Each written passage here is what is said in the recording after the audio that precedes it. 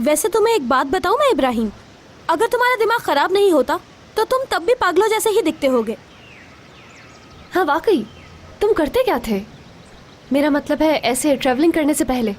Idea maker था और agency के सब लोग मुझे जीनियस कहते थे।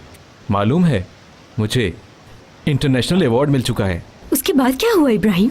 उसके बाद मैंने ये सोचा कि सारे सेबों को उतार कर खा कर चेक करूंगा।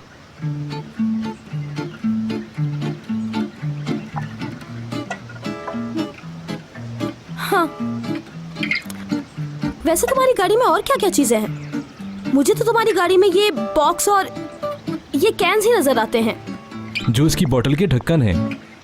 बस ऐसे ही कुछ चीजें बनाता रहता हूँ, मुझे पसंद है।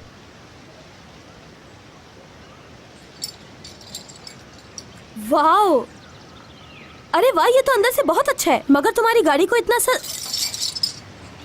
मेरे बाल फंस गए इसमें। रुक जाओ, मैं निकालता हूँ। यार दुरुक, अच्छा वो हम यहाँ पर आ गए, वरना घर पर मुझे फिक्र ही लगी रहती। हम बगैर बताए आ गए यहाँ पर दुरुक, मगर मुझे यकीन है कि एपिक नाराज नहीं होगी। थोड़ा इस तरफ झुको। करीम,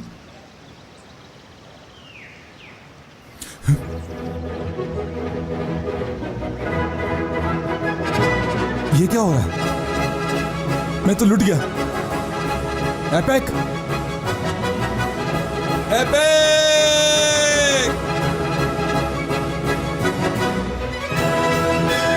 हट जाओ पीछे।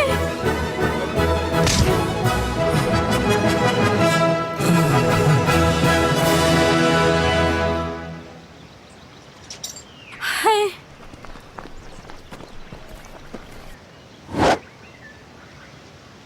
यार करीम, तुम भी बहुत अजीब आदमी हो। क्या तुम हर उस आदमी को मारोगे जो मुझसे बात कर रहा होगा या मेरे पास खड़ा होगा? हाँ, मैं ऐसा ही करूंगा, ऐसा ही करूंगा। मैं तुम्हारे साथ जो भी होगा, मैं उसके साथ इससे भी ज्यादा बुरा सलूक करूंगा।